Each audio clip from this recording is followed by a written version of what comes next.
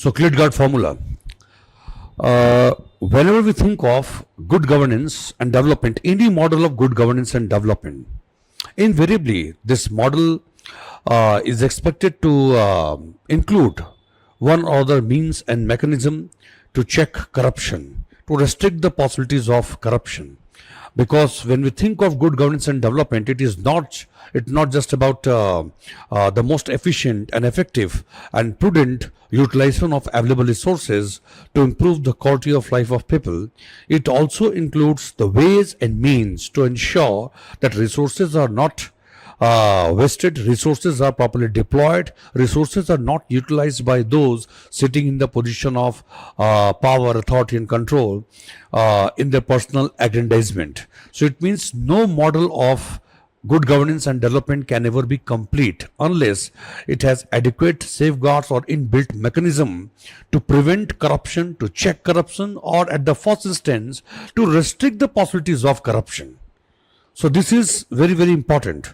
Otherwise, good governance and development will not be possible. It is not something like a unilateral positive set of action you are taking and you are going for the goal accomplishment. No, in the course of implementing your policies, programs, projects, you come across one or other kind of adversities, and the biggest problem that we face in the course of implementation of policies, programs, etc. The biggest problem is generally found to be associated with human behavior.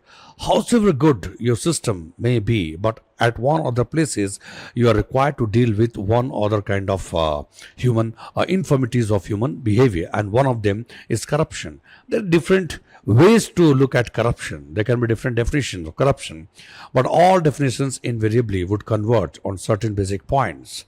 What are those things? That corruption invariably involves misuse of power, position, authority, or discretionary power, or for that matter, rules or regulations, the procedures, or misuse of one or the kind of structural fallacies. Why? So as to maximize one's personal interest or the interest of individual or group of individuals at the cost of public at large. Every single act of corruption invariably involves some kind of injustice, some kind of deviation from the predetermined rules and regulation, some kind of violation of the established convention, some kind of misuse of your discretionary power. Okay, so something is involved. It means it runs contrary to the interest of one individual, a group of individuals, or society, or the country, at the larger context. That's why whenever we think of good governance and development, any model of good governance and development, we are required to ensure that structure, method, technique, process, rules, regulations, all such things are designed in such a way that they restrict the possibilities for expression of corruption, or restrict the possibilities for expression of one other kind of human infirmities, behavioral infirmities. It is again this backdrop that we need to understand Klitgaard Formula. So good governance and development invariably demands very efficient administration, and efficient administration is the one which makes the best possible utilization of resources, least of time, money, energy invested, and maximization of result. And the context of public administration, when we talk about efficiency in the context of public administration carries an ethical and moral tone. Are you getting a point? In the world of private administration, efficiency, idea of efficiency, or the concept of efficiency converges with one of the principles of the physics, that input or throughput and output, and how much you have generated out of how much you have invested. So input, and then what is the consequence of that input, and accordingly you derive what is the level of efficiency. But in the context of public administration or government's administration, efficiency is not only about cost, is not only about calculation of cost in economic terms or in terms of physics, input or output or something like this. When we think of efficiency in the context of government's administration, it carries a strong moral and ethical underpinnings. It is just not enough for administrative agencies to produce something, to provide goods and services at an affordable price, or to reduce the cost of production, or to make best possible utilization of resources. No, in the course of doing so, in the course of providing such goods and services, if administrative agencies conform to the principles of honesty, integrity, impersonality, then objectivity, rationality, reliability, what we think are there, then the concern for ecological balance or environmental concern for environment, all such things put together decide to what extent you are efficient. Are you getting a point? Efficiency in public administration is a complex concept. It is not just about input and output. Is not seen merely in the economic sense. It involves many attributes. It involves many criterions, as I discussed.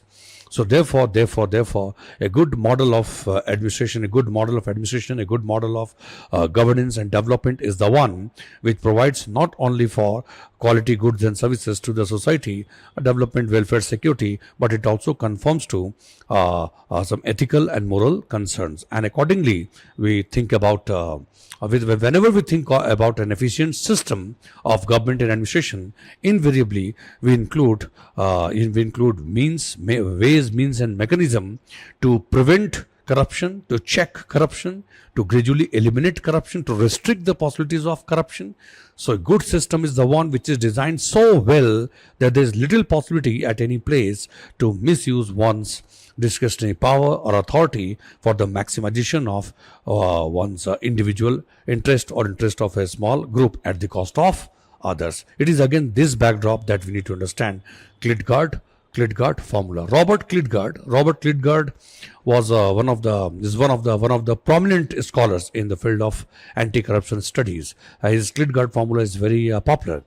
This gives you a very simplistic, very simple way to understand what are the main causes or reasons behind corruption and how to check such corruption. Although it does not carry such a high level of prescriptive value, but no doubt Klitgaard Formula helps you to understand the basic reasons behind corruption.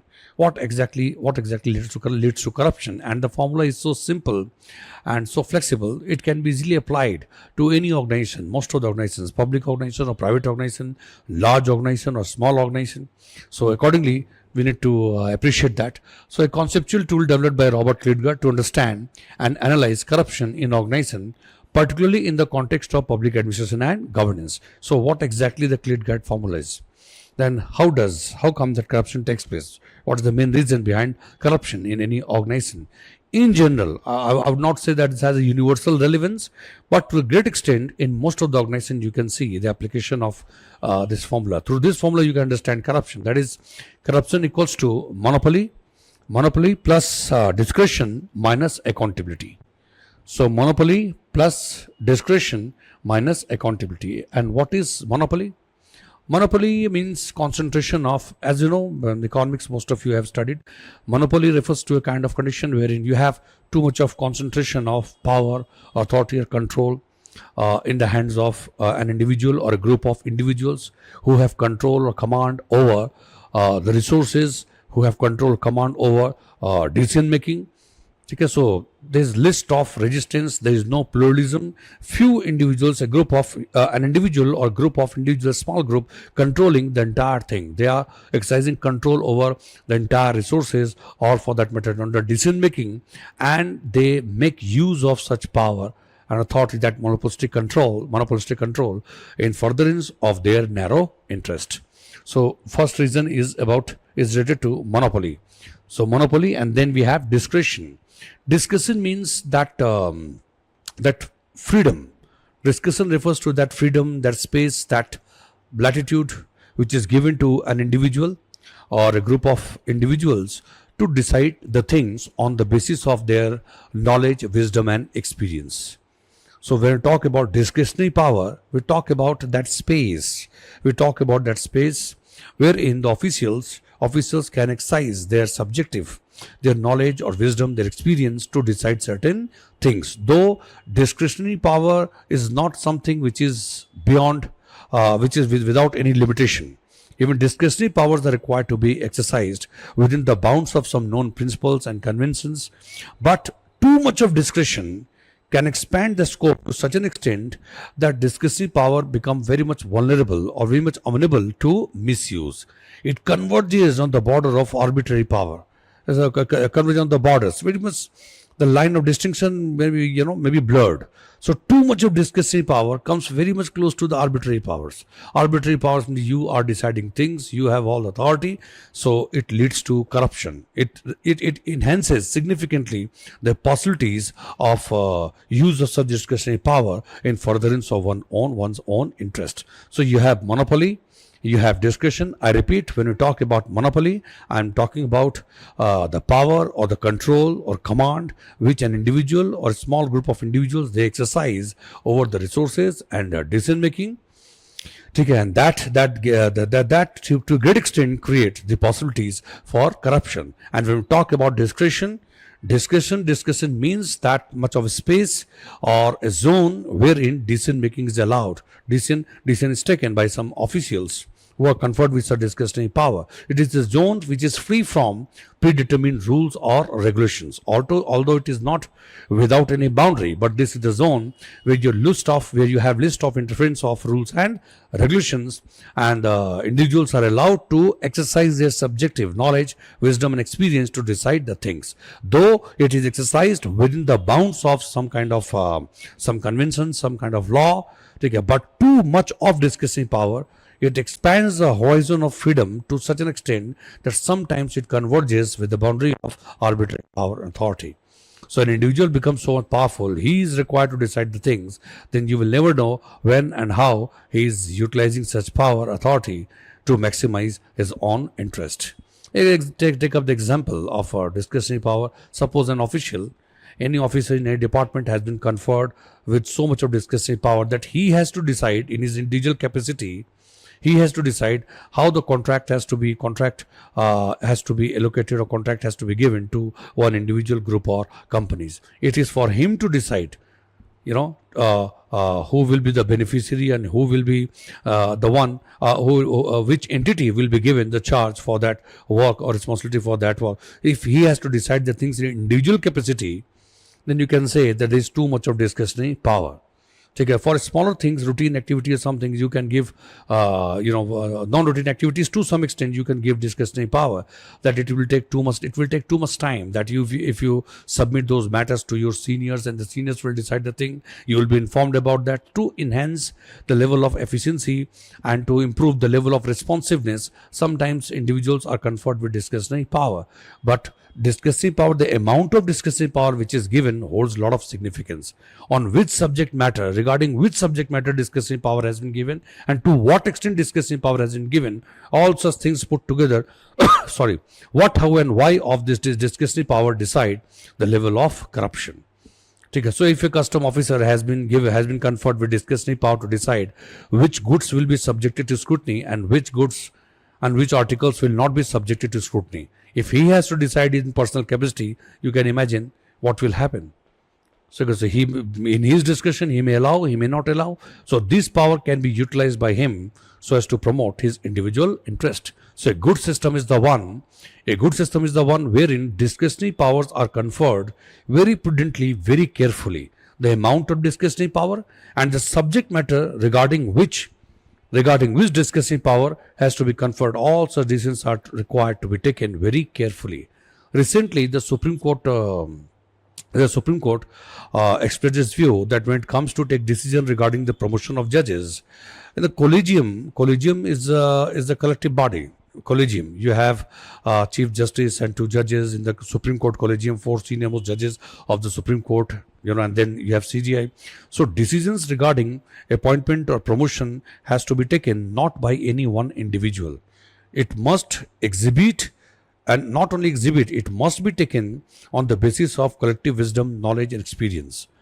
of judges. It means it is a multi-member body, then that should be reflected in the decision making. If one member decides the thing, then it is something which is not in keeping with the principles of democracy and not so much in keeping with the principles and values enshrined in the constitution, because we do not allow any kind of arbitrariness. There can be discretionary power, and that discretionary power too should be properly should be conditioned on the basis of some principles, so that discretionary power never ends up becoming arbitrary power. So this is what is required to check the possibilities of corruption, to prevent the possibilities of corruption. And the last one is accountability. If you have allowed monopoly, concentration of power, authority in the hands of few, and you have conferred discretionary power, that you decide the things on the basis of your knowledge and experience, but this is not accompanied by accountability. You have monopolistic power and control is there, discretionary power is there, minus accountability. If you don't have ways, means and accountability, and you have conferred discretionary power and you have allowed monopolistic control by few individuals, then it will certainly lead to some kind of corruption. This is the formula. So monopoly plus discretion minus accountability. When we talk about accountability means those who are conferred, those who are given responsibilities, we need to check from time to time. Accountability refers to that means and mechanism by which we enforce or we ensure that responsibilities given to the individuals or group of individuals are properly discharged. So it means accountability. It is through accountability that you enforce responsibility.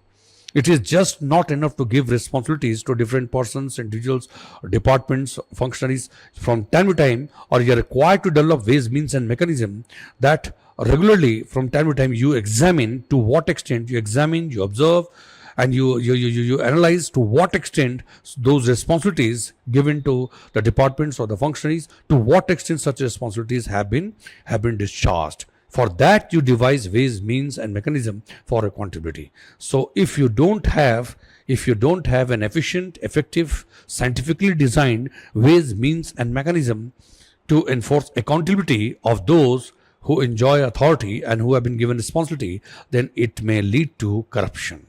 So good system is the one which is not dependent on the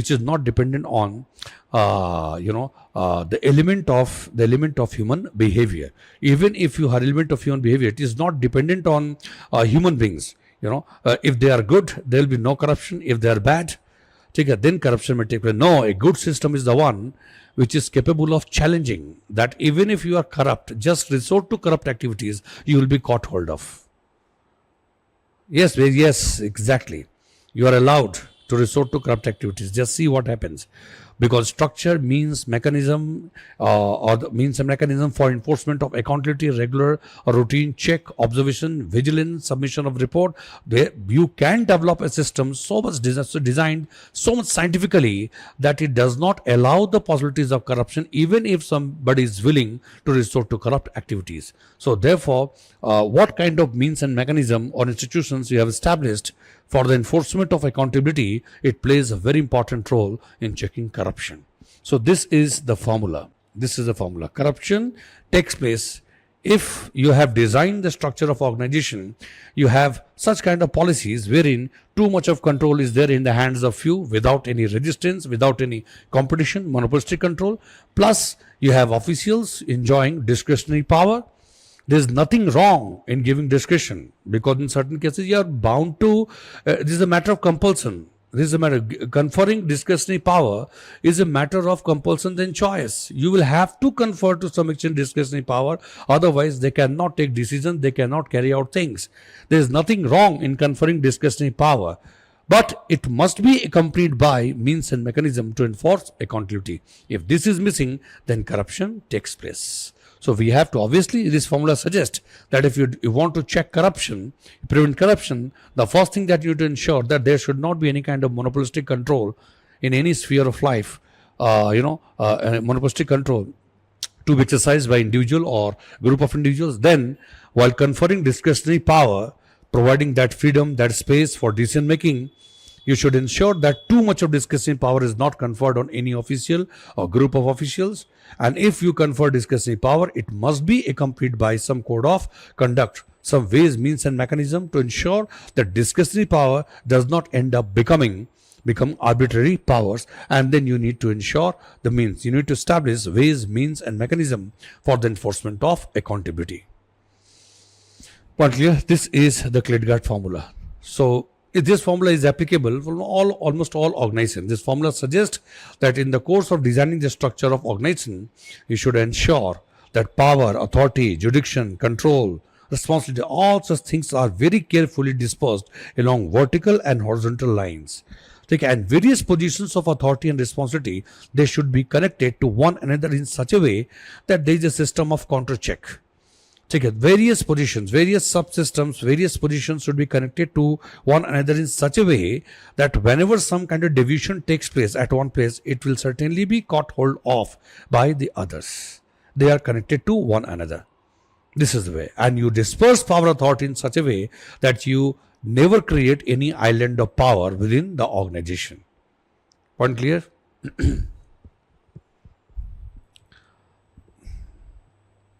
This is what I have already discussed, Klitgaard formula. So Klitgaard formula, three important elements. You have monopoly, you have discretion, and you have accountability.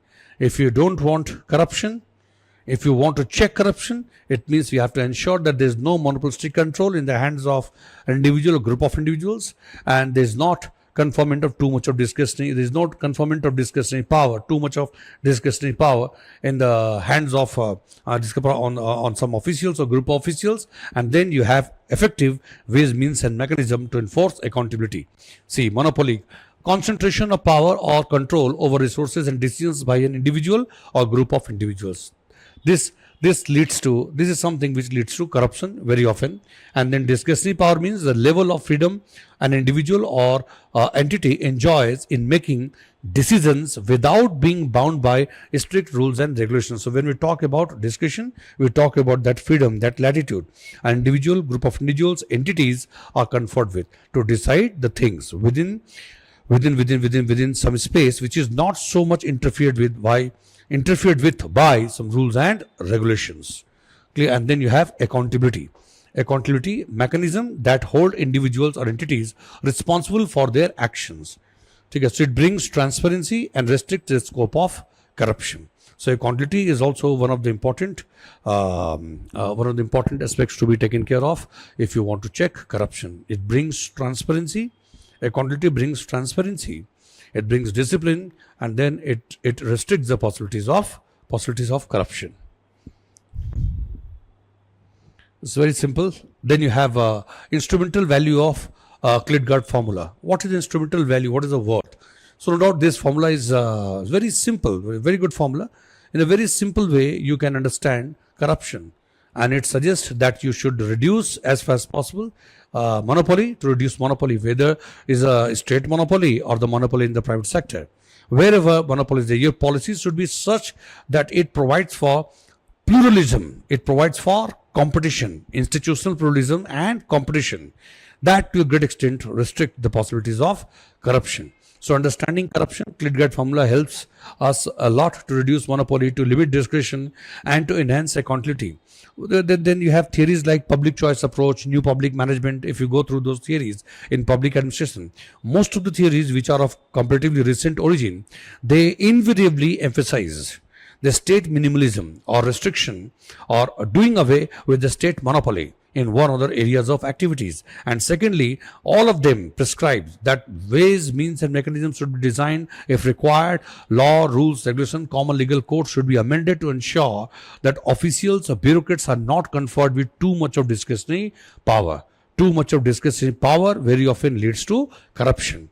And then the third is enhancement of accountability, ways, means, and mechanism to enforce accountability.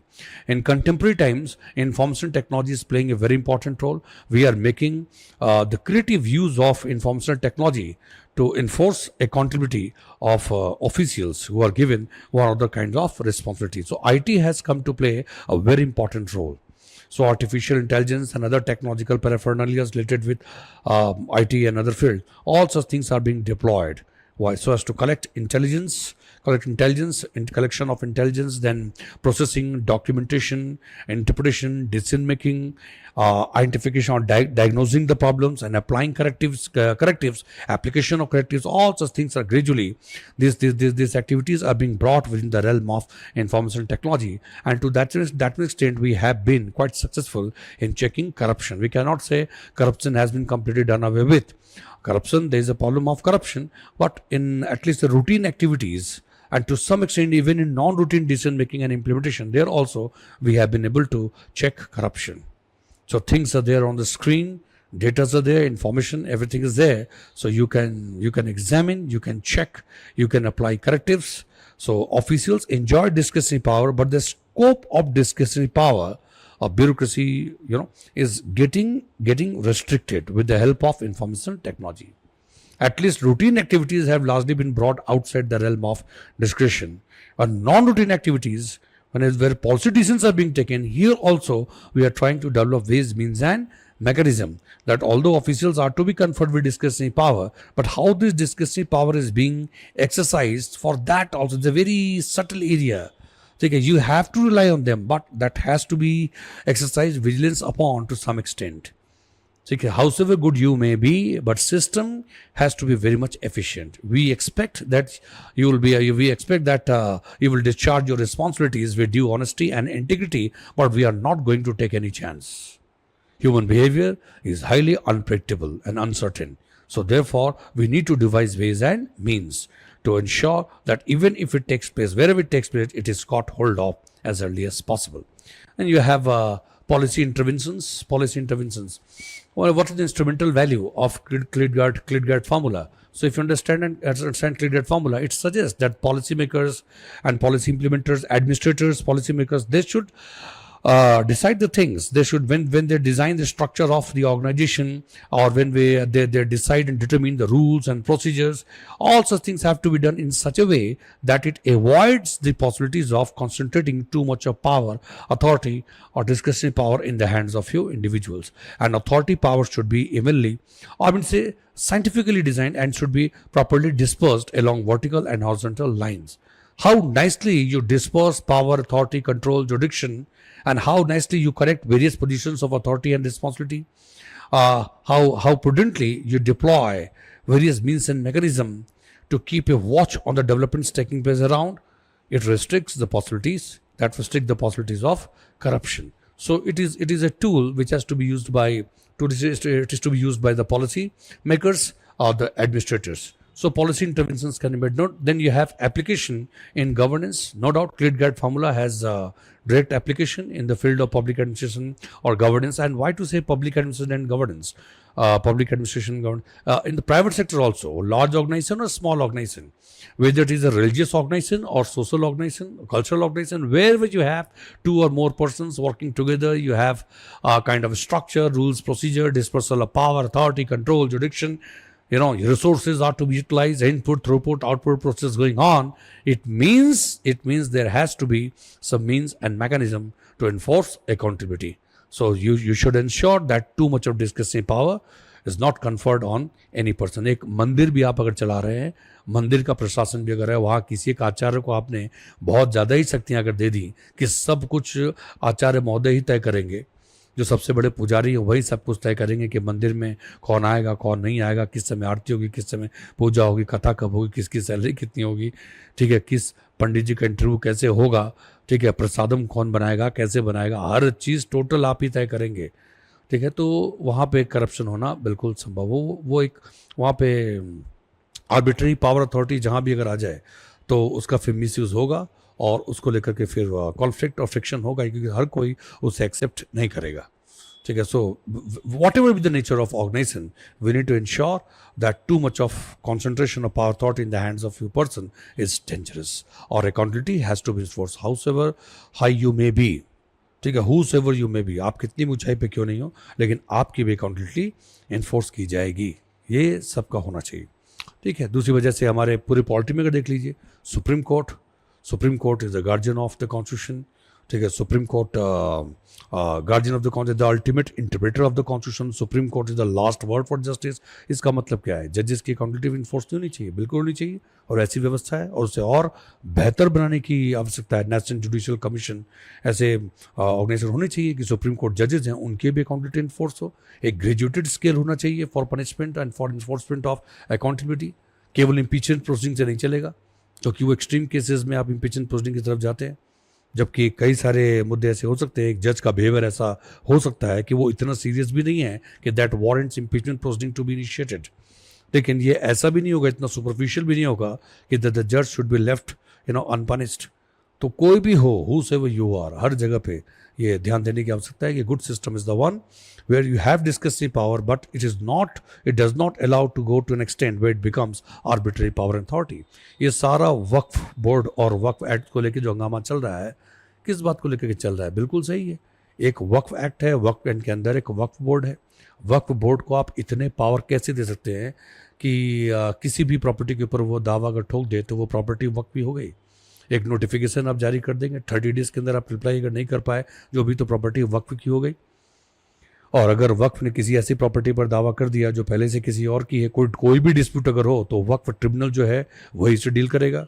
और वक्फ board, वक्फ tribunal, ये सब किसी एक religious community जो है, एक क्या Muslim community है, उसी कम्युनिटी के जो लीडर्स हैं वही सब उसके अंदर है जो निकल करके आ रहा है। तो किसी एक बॉडी को आप इतने पावर अथॉरिटी कैसे दे सकते हैं कि वो जो डिसाइड करे? उसके बाद अगर आपको ऐसा लगता है कि आपकी ज़मीन आपकी है, वक्फ ने गलत तरीके से इसके ऊपर दावा ठोका है, तो ऐसी स्थिति में आप कोर्ट भी नहीं जा सकते हैं। सब कुछ उसी एक्ट के अंदर वक्फ ट्रिब्यूनल तय करेगा।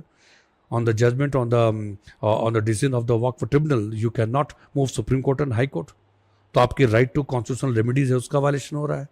Equality before law, equal protection law का वायलेशन होना, टू मच ऑफ पावर। तो यही इसलिए गवर्नमेंट जो है वक्फ अमेंडमेंट बिल जो लेकर के गवर्नमेंट आई है, वो किस लिए?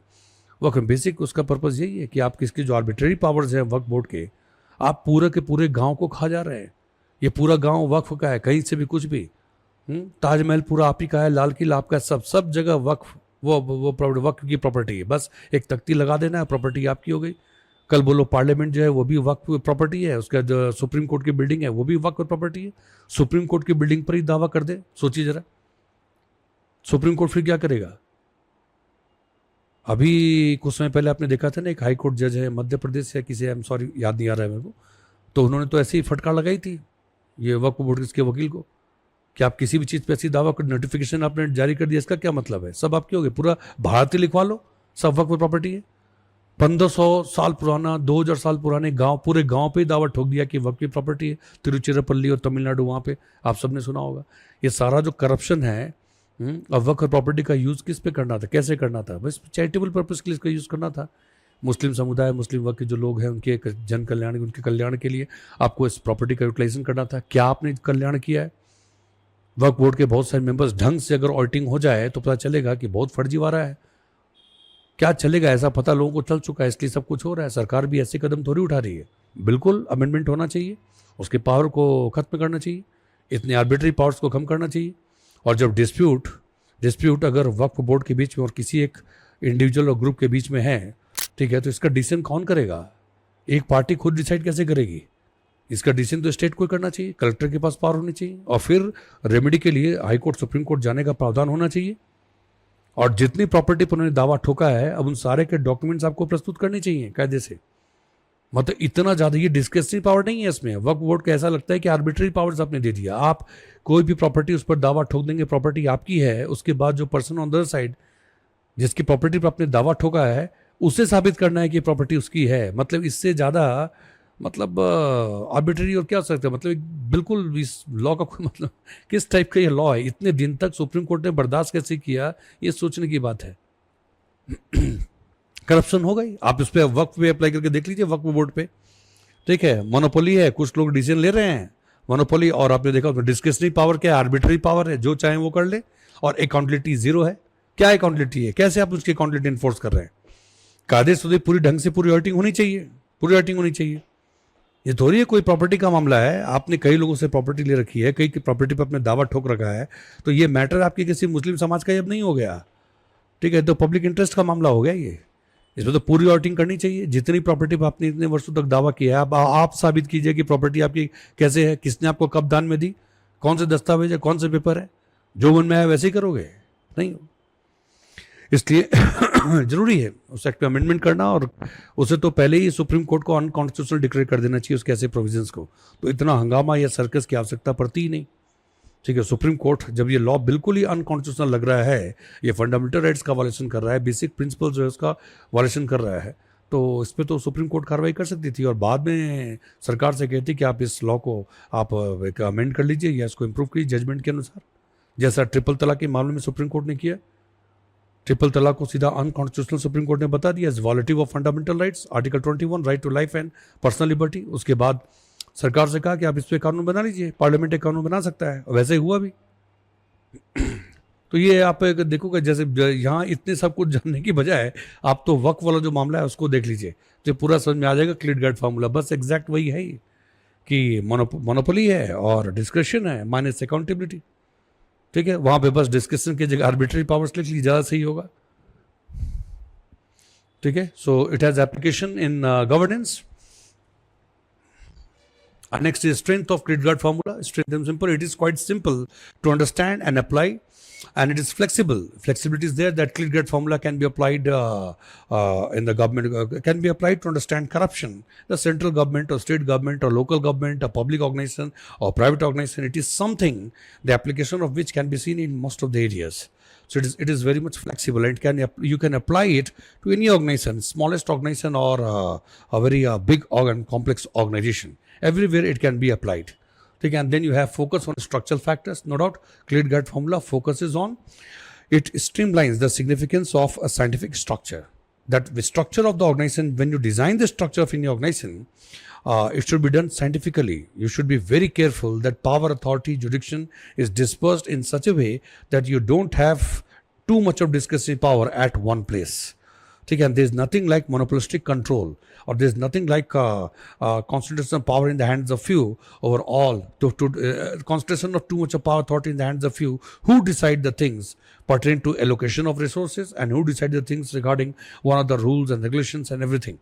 So that will certainly lead to corruption. So focus on structural factor, because it focuses on power, authority, control, jurisdiction, dispersal, then you can say that it focuses on structural factors. And what are the limitations? Limitation is this, that it is a Klitgaard formula deals with corruption in a very, it goes for oversimplification in the sense that Klitgaard formula focuses only on structural aspect of corruption. Then power, authority, control, discretionary power, monopolistic control, lack of accountability. But corruption is a hydra-headed menace. Hydra-headed, इसके बहुत सारे चेहरे हैं. So corruption takes place because of some problems in the internal environment of the organization. Some things may be related to structure, something may be related to rules and procedures, something may be related to behavioral attributes or administrative behavior of the organization, those who are working in the organization. So their behavior, the level of conformity to honesty, integrity, code of conduct, and one more thing, corruption has to do, corruption, dynamics of corruption can never be understood fully unless you place the organization in an environment. It means the social factors, cultural factors, economic and political factors, all such things put together determine, one other aspects of corruption. So corruption is not something which can be understood in the narrow confines of structural dimension of an organization. In the context of organization as well, you have various dimensions, and then every organization operates in an environment. And remember, organization comes from the environment. Environment does not come from the organization. So what kind of environmental setting is there? What kind of society it is? You can say moral or ethical standards of the society. They are value systems which govern different aspects of life. So what kind of society, what kind of environment an organization is placed in, that also decides and determines the case of corruption. So limitation of Klitgaard formula is this, that it is largely unidimensional. It focuses only on the structural aspect of the organization, revolves around that it becomes a victim of closed system circularity. It does not examine the dynamics of environmental factors and conditions, how the interplay takes place, and that create a case for corruption. So if an organization is corrupt, members of the organization are corrupt, it is not only because of internal environment of the organization, it is also because of what kind of society, what kind of external environment the members come from. Because it means the degree to which the members of organization would conform to, remember, the degree to which the members of organization would conform to the common legal code, rules, regulations, or administrative ethics, all such things, it depends heavily on what kind of society they come from. In the society value system that govern the different aspects of life, that value system is regressive. Clear?